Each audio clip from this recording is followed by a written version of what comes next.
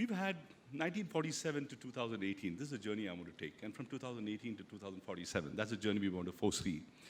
But I want to start with the year 1965, September 1965, and the circumstances that, we're talking about dreams. Lal Bahadur Shastri had a dream at that point of time. At one of the worst points that I think our country faced in its history, from any angle you look at, whether it's famine or whether it's the war on the other front. There were wars on multiple fronts: economic, agricultural, military. And for a man who was not exposed to the military in that sense, in terms of holding a position in the defense ministry or anything like that, for a man to then lead the nation through that difficult time was amazing. But I just want to take us through a journey quickly in terms of what prompted him and what his slogan, Jai Jawan, Jai Kisan, finally translated in uplifting an apparently demoralized military force at that point of time and a demoralized nation. And so can we cover that quickly, sir? Probably I'll leave it to the general to kick it off. Thank you. First, I'd like to thank you and the Lorraine Music Academy and the LAMP for giving the honor to be here. This honor is not mine, actually. This is owed to the 1.2 million serving soldiers and another 25 lakh veterans. I think this is the honor you give them, and thank you very much for that. Talking about the period 1965 September, if I were to say that the most difficult periods for our country have been 47 to 52 post-independence, and the next period was 62 or 61 to 66. And in 1965, we had just been, we just seen the 1962 debacle, as it is called. The national situation was rather grim. We were short of food supplies, and my mother's here, and I have a great honor she's here. As children, we used to stand in a line to get milk from the Delhi Milk Scheme booths. There were tokens given. We used to stand in a line for sugar. We used to stand in line for kerosene oil. There was no gas those days. We used to stand in a line for wheat. So that was what the country was going through. And like Mr. Niraj Shastri said, the PL 480 wheat had stopped coming, and our Green Revolution just started. So the country was, and the armed forces especially, we had just come out of 62, and I think we should thank the Chinese for 1962, honestly. That's what I feel. Because had 1960 not happened, 1965 would have been different. In September 1965, August it started actually, September, the declaration of the war, we had a major beating at the hands of the Chinese. They had come right out of the foothills, then they gone back. And that was also the time in 63, 64 when the Americans had given a massive aid, military aid package to Pakistan in terms of F-86 aircraft, F-104 aircraft, of course, you know better, patent tanks and things like that. But when the war started, and what Shastriji did was, I think he not only motivated the armed forces, he motivated the country to come together. That is something which we have to see. He was the leader, and like rightly said, he told the armed forces, you fight and I'm responsible. In 62, it had not happened that way. 62, there was a lot of political interference, let me say that. We should know history has to be given the correct perspective.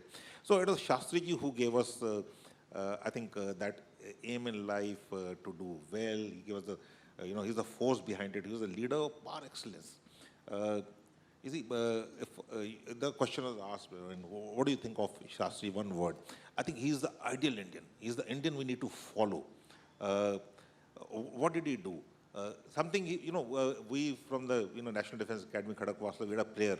And one sentence of the prayer was, oh God, help me to follow the harder right and the easier wrong. And I think that is what Shastriji did. He always followed the harder right and the easier wrong. And that's a message I want to leave for, especially the children. It is very easy to do the wrong and very hard to follow the right path, whether it's day-to-day life or even bigger life. So, and that is what an Indian should be doing, follow the harder right and the easier wrong. And Shastri is a role model, he's the ideal Indian, and if we can even emulate him for 5 to 10%, everyone can't be Shastriji. There's only one Shastriji, and there'll always be one Shastriji. But if we could emulate some of his qualities, some of his, some of his teachings, we could follow them, I think would have done a great job. And I think the military, redeemed themselves in 1965 because of not only their valor, but the leadership which was given to them. And the fight was for the Naam Namak Nishan. That's what the armies and the armed forces fight for, Naam Namak Nishan and the national flag. That's what it is. Also, there was...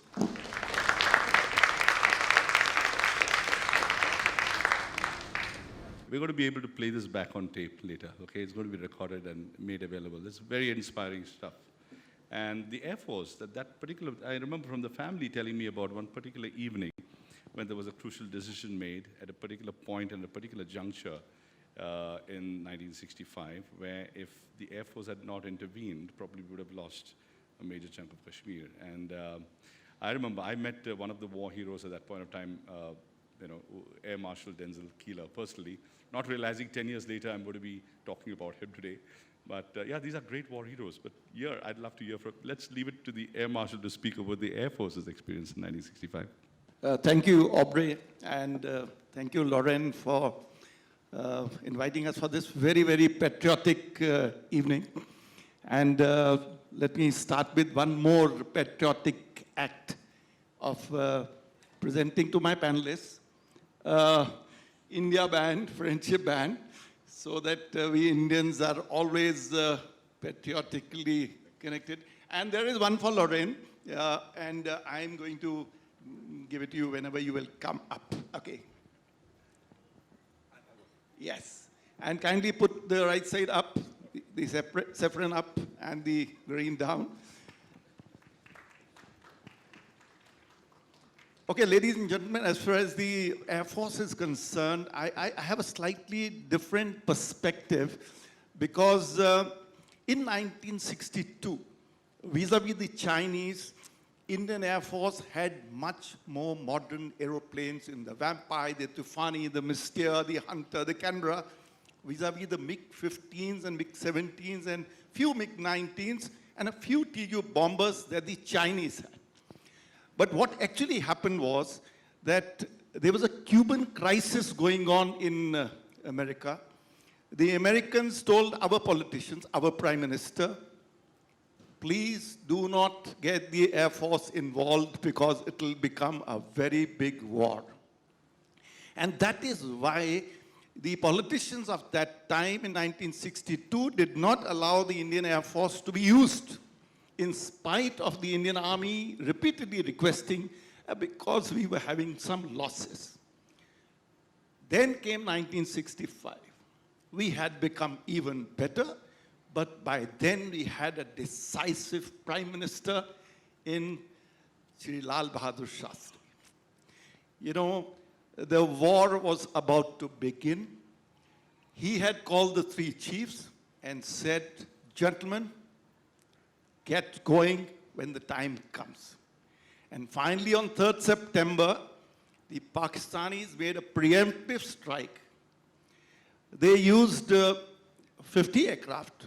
They struck 11 bases, including Agra, which was deep inside. And guess what India had done?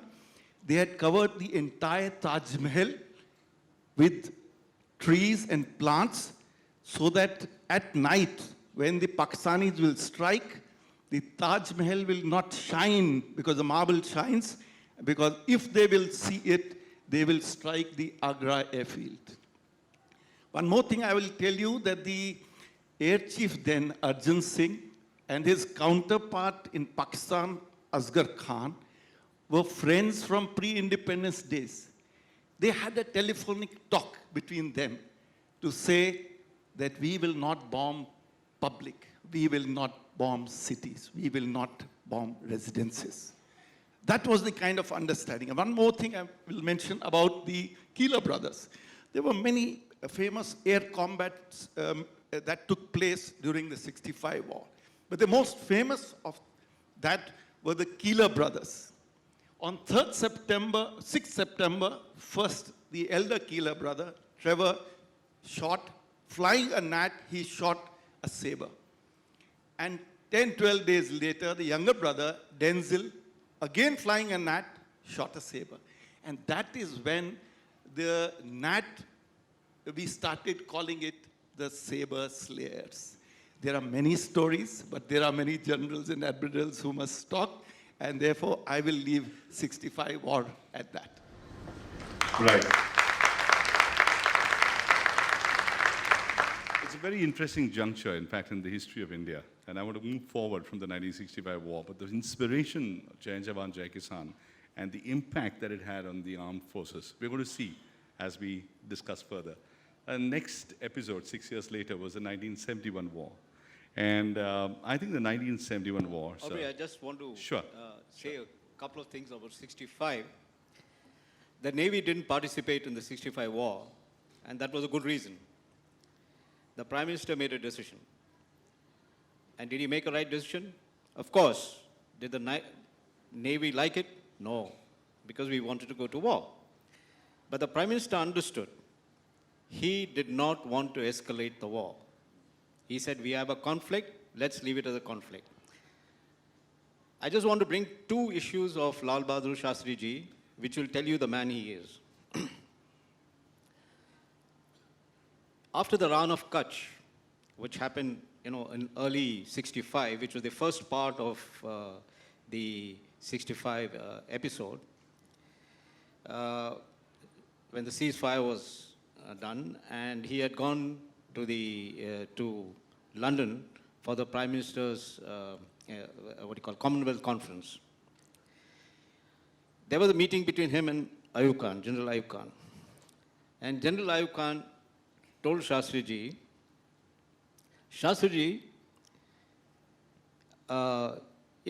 your fellows came and tried to create some chaos, so we gave them a beating and sent them back. So Shastri Ji got up, his whole 4.5 feet up, and he told the general, General, I don't have the experience of a general. But one thing I know, if I have to fight you, I will choose the place which is advantageous to me. Do you think that I will fight? Or do you think any of my generals will allow me to fight in a place of your choice? So that was the man. He knew what he was talking. And as all of you know, he got the army prepared, and then things followed. Another very important point was, as I said, the Navy was very unhappy because in 62 there was there was nothing for the Navy. So when in September, when the war broke out, the Navy was in the Andaman Nicobar. They were sent there for an exercise in the month of August. The moment war broke out, the Chief of Naval Staff told the Navy, we are at war. Within 15 minutes, he was asked to withdraw his signal. So it was withdrawn. There was confusion. So the chief went to the Prime Minister and told him, sir, but you can't leave out one arm of the... So the Prime Minister said, you have more important things to do. I want you to be at Andaman Nicobar. I don't want to escalate the war. You know why? Because in 1964, or 63-64, the largest amount of ships, submarines, etc. were given to Indonesia. Indonesia started claiming, if you know, Sumatra is just 50 miles from the tip of the Great Nicobar. They started claiming, and in 1964, they tied up with Pakistan on a defense pact. So knowing that there's going to be trouble there, he said, you look after that place. The chief, of course, said, sir, I know all that, but I still think I should fight. I would like to see the president. And very firmly, the Prime Minister said, you need not do that. So what I'm trying to bring out is, here is a man who knew his mind, was firm at the right time. At the same time, he allowed the services to do and gain what we want. And that's what we know about the 65 war. Thank you.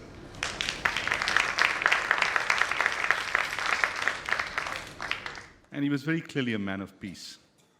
He's a man of peace, a man of peace. That's right. So I'm going to move quickly forward. We've had other wars after that. We've had the 1971 war, and I think the 1971 war was one war, and for the first time we've had all the three services actively involved in the war: the Army, the Navy, and the Air Force. For paucity of time, actually, with the wealth of information that we can have here in a discussion like this, I think we need to next have a full-day seminar, sirs. We will do it. Now, quickly going through, if we can just, in a sentence or two, sum up the 1971 war and the key occurrences, because I think it was the first time that we had a situation of a huge amount of prisoners of war. We had a whole city in flames. We had, well, let me lead that to the general and then followed by the Admiral. 1971 war, briefly, in a sentence or two. 1971 is a great war for India. There was East Pakistan, and we had this problem of the refugees coming into, in lakhs and lakhs they came this side, and we had to do something about it. And therein, you see, what Bangladesh today is, it is riverine terrain, rivers are there, and it's not easy for the armed forces and armies in particular to go across rivers, and it is understood that because the geopolitical situation at that point of time, the Soviet Union, they said we can hold on and we can give you about 2 weeks, 3 weeks at best to liberate Bangladesh. It is a war of liberation, actually. We were asked for by the population by the people of Bangladesh to come and liberate them. We went in aid for the people. We're a peace-loving country, firstly. We should be very sure about it. And that's a time when, so everyone said it is not possible. No, militarily, it's not possible to liberate Bangladesh in 14 days' time. There are massive rivers, what we call the Brahmaputra, the Meghna out there, the Ganga, they all go into the ocean, in the Bay of Bengal. Okay. Am I audible, please? Yeah, okay. Right. So this is a classic military operation. For the first time, I think it's a classic operation where the three services together have operated extremely well at the strategic level, at the tactical level, at the operational level, and we should give ourselves credit for achieving the task in 14 days. And I think that is what the armed forces have to do. Mission accomplishment has to come first, has to come second, and has to be the only thing that has to be there. And 14 days, military historians and strategists the world over, they couldn't believe that we could achieve it in 14 days' time. So that is the achievement. And there are a lot of battles fought. Coming back to 65, I just like to quote two incidents. And today is the 24th of October, and Lal Bahadur Shastri ji is there. My unit, I belong to a unit called 6th Battalion, the Parachute Regiment. We were east of Ichhugal Canal. The advance was nearly up to Lahore. And as the war ended on the 22nd day, Shastri ji visited my unit. Okay, and this was across the borders. He visited the units to give them a shabashi to be with their troops. Near Lahore. Near Lahore. There's a place called Jalo. That's the Jalo bridge which my unit had captured. And he visited the unit, and he visited the other units. The very famous Battle of Dogarai by 3 Jat. Then there's a one of the best battles of 65 was the capture of Hazipir. It's although impossible to capture Hazipir. In the military domain, we say, if Hazipir can be captured, anything can be captured. And this was so till 1999. After all, Tiger Hill was even tougher than that. And so was, Siachen, Belafonda, what we call the Bana Post, that was 6,000 meters. That's the spirit of the soldier. So Jai Jawan, and of course, without the Kisan, the Jawan means very little. So it's the Jai Jawan and Jai Kisan. Quickly, sir, if we can, there are many operations that I want to talk to. You've been a part of Operation Cactus in 1988, and just quickly go through your own experience, but briefly on.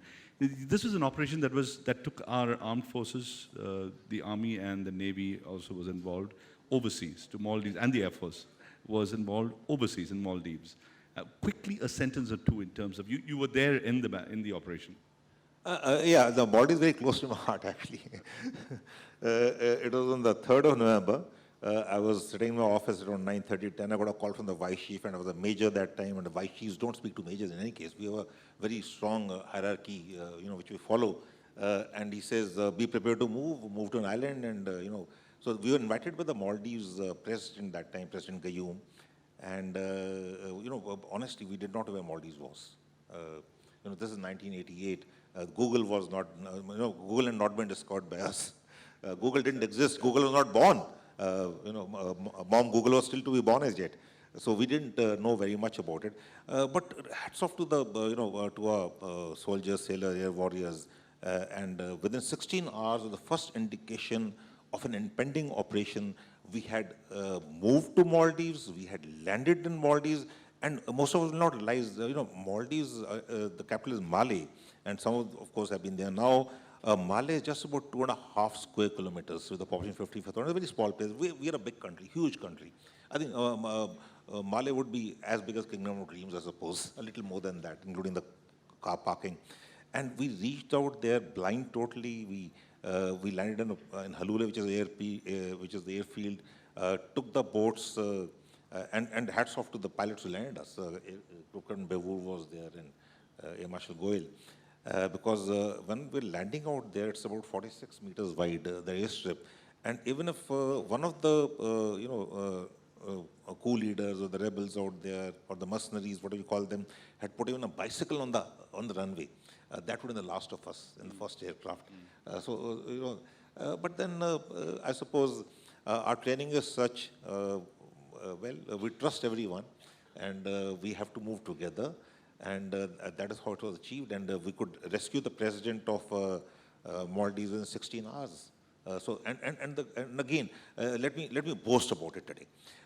Again, a few months later, in the April '89 issue of the Time magazine, the cover said "Superpower India." Okay, there's 1989. We are today a responsible, risen nation. We are a global leader. We are a regional power. Let's have no doubts about it. But in 1989, the Time cover of 3rd April 1989, you can now Google it and go back to it. It said "Superpower Rising." So that was the impact at the world level, at the strategic level of an operation, of an intervention operation which India carried out in Maldives, way off, and where the Americans were, right next door, and they landed up on the 5th afternoon.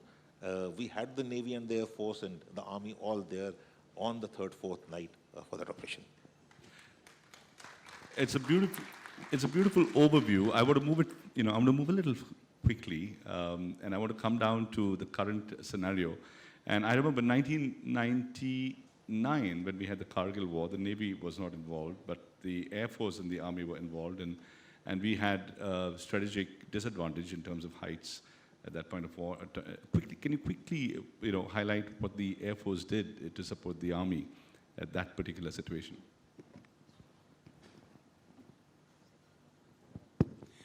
Okay, one or two general observations of the discussions that we have had till now.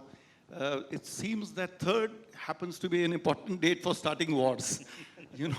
We started the 65 war on 3rd September, the 71 war on 3rd December, and also this Maldives operations was on 3rd. And, I just want to add that for the Maldives operation, the jointmanship between Army and Air Force, very high degree. The major transport fleet of Indian Air Force is in Agra, and the para battalion, the para training school of the Army is in Agra. They are sitting side by side, and that is why when such a requirement came, at a very, very short notice, when the Army troops, the paratroopers were prepared, the aircraft were being prepared simultaneously. And from here to Maldives is 3,600 kilometers, mostly over the sea, and they were flown at night. so that there is less warning, nobody sees. And as the general has just covered, that, finally we landed and the whole operation was over in 16 hours. When Kargil started once again, there was the American pressure to both India and Pakistan, don't use the Air Force. The reason was that the moment Air Force would have been used, the war would have spread to the entire country's border. So therefore, the Air Force was fighting with their hands tied to its back. We were told you will not cross the LOC. And therefore, in the first few days, we lost 4 aircraft, 2 because of ground fire, and 2 because Kargil was the second highest battleground in the world after Siachen. And Indian Air Force had never fired rockets and dropped bombs from those heights. And that is when the Mirage 2000s were brought with laser-guided bombs, and it was possible for them to take bunker after bunker on top of the Tiger Hill and greatly saved lives of Indian Army brave Jawans who really did the actual fighting. Thank you. I want to focus on the, yes, please. The Army has had its share of glory, the Air Force has had its share of glory, and the Navy has also had its share of glory. And I would like Vice Admiral Varma to quickly transcend historically in 2 minutes, if it's possible. It's very difficult, I know. From 1971, which was the time when I think you really got into action across both the flanks. Yeah, since I've been asked to go fast, I'll go very fast. 71, momentous time, a momentous day for the Navy. All of you know in 65, the Pakistan bombarded Dwarka, right? And we did not retaliate because the aim of Pakistan was to draw the army south, and the Prime Minister said, we will not retaliate. So they failed in their attempt. However, I just want to give one more incident. There was the submarine Ghazi, which was hanging around in the Bay of Bengal. All of us knew, and since we were told we are not to take war, we are not to fight, or we are not to cause action, but protect the Andaman Nicobar and the western eastern coast, we kept Ghazi busy. He didn't get any ship. However, on 22nd of September, Ghazi claimed that they got INS Brahmaputra. It was all over the place. And as soon as the war finished, the fleet commander, then fleet commander, he invited all the naval attaches from Delhi on board Brahmaputra in Bombay and gave them a cup of tea. So that's what Ghazi didn't get anyone. They just said that they got Brahmaputra, and actually Brahmaputra was live, and it fought in the next war too. In 71, what happened? This time, it was an all-out war. Air Force on 3rd of December carried out their strikes. The Navy wanted to do it on the same day, but we couldn't. So what happened was, we couldn't means we have not reached there. What was the Navy going to do? They did something stupendous, something that no country has done. They used the missile boats, which don't have much range, but go very fast. 2 ships towed them from Oka to where they could go on their own, fire and come back. 2 missile boats, each missile boat has actually 4 missiles. The first got 1 destroyer of Pakistan Navy, which was doing patrolling, another destroyer, and a merchant ship. It was something that people didn't know where it came from. The next thing was a shot onto Karachi from the sea. And Karachi, the Khamenei oil dumps were on fire.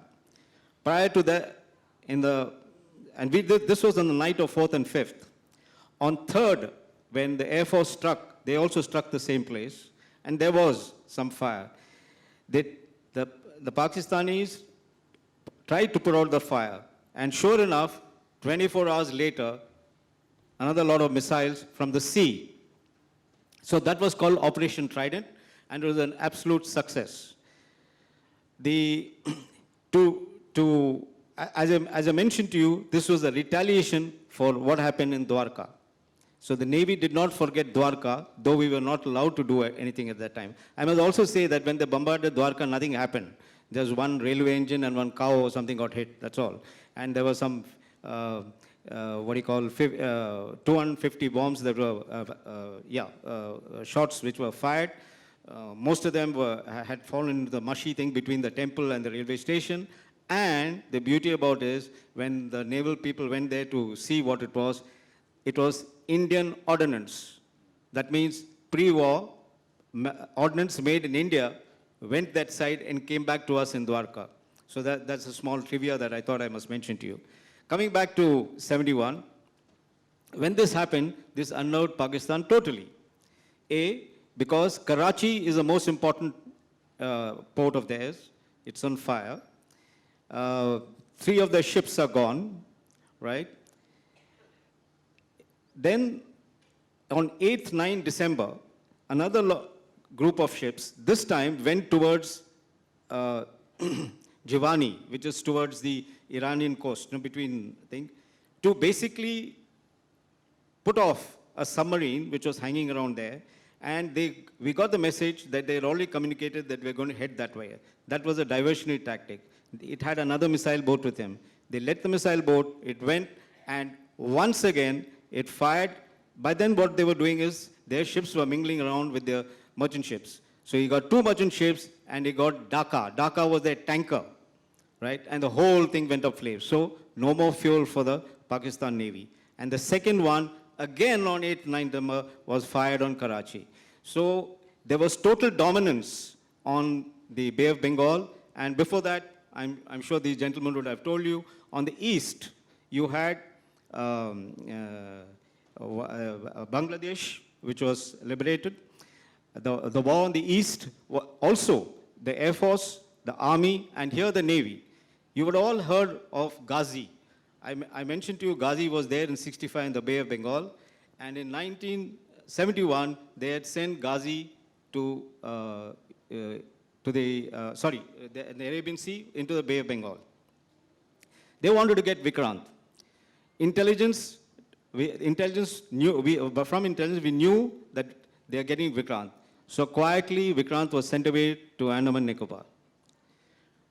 In the meantime, Ghazi started looking at Vishakhapatnam because that is where they thought Vikrant was. A lot of intelligence was created also amongst the people, yet Vikrant was there. People were going to the market and buying, things as though it was required for Vikrant.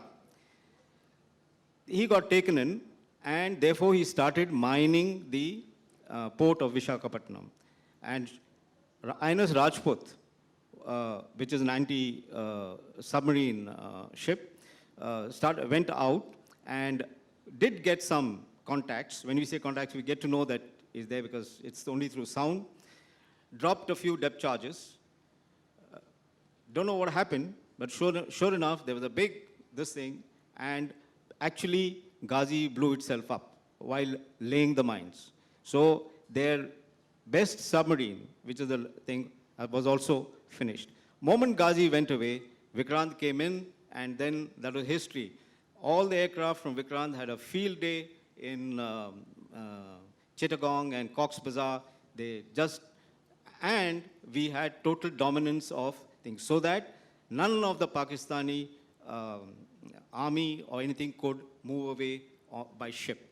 So therefore, as you see, in 1971, you had dominance on land, dominance at sea in the Bay of Bengal, dominance in Arabian Sea, because we were off, Karachi was a thing, and of course, by the Air Force and the Army in the West. So I think that was a total thing. Again, a jointmanship, again, where everyone did their bit. And how does it all land up as far as Shastri ji is concerned? Well,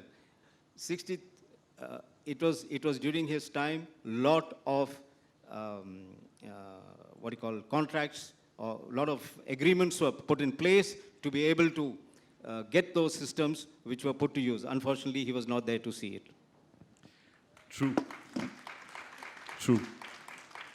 So Jai Jawan Jai Kisan, all the thought and the vision behind that the man had, envisioned, all the plans that he had envisioned came to be seen and fructified in the years to come and the decades to come. And hence, Jai Jawan Jai Kisan slogan is still relevant today. Would you agree, gentlemen?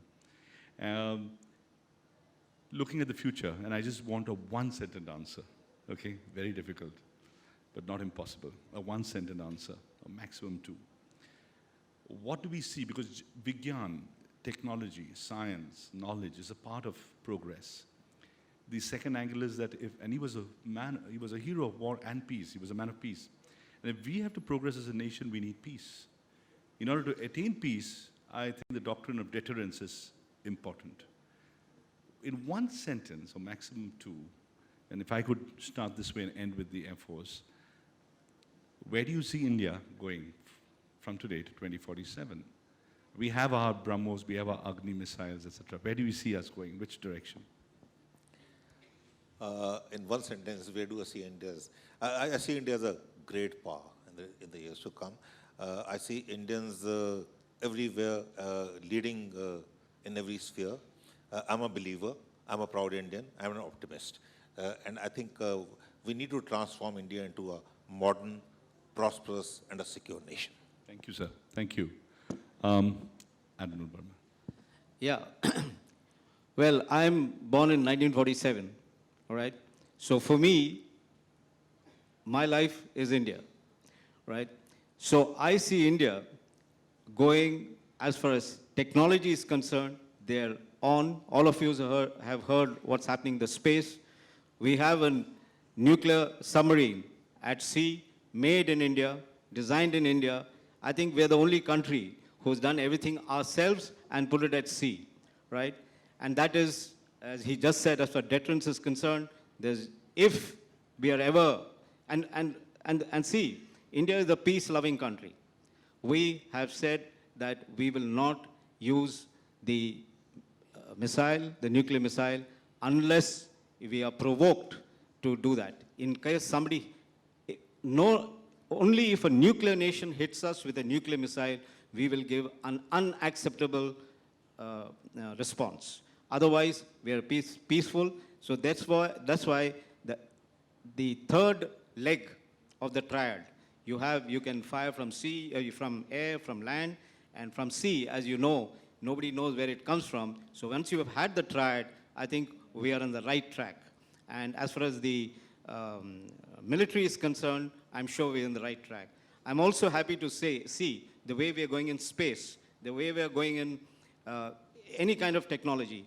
If you can make a nuclear submarine in the country from concept to production on your own, I think we have arrived, technology-wise.